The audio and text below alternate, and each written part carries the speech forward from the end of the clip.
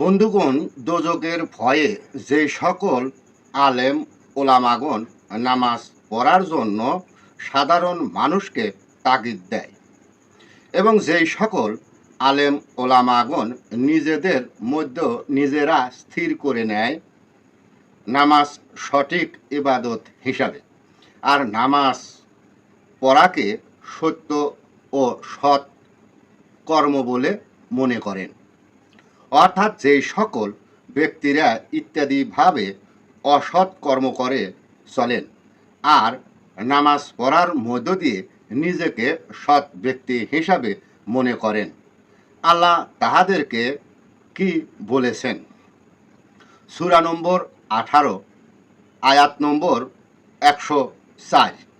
আল্লাহ বলেন, উহারাই তাহারা পার্থিব জীবনে যাহাদের প্রচেষ্টা পণ্ডু হয়, যদিও তাহারা মনে করে যে তাহারা সৎ কর্মই করতেছে, অর্থাৎ আল্লাহ বুঝিয়েছেন মাজা ভাঙা বা এক হাত পা নুলা ব্যক্তি যদি মনে করে আমি খুব সুন্দর চলতেছি, তাহাকে বোঝানোর ভাষা আল্লাহ বলে নাই।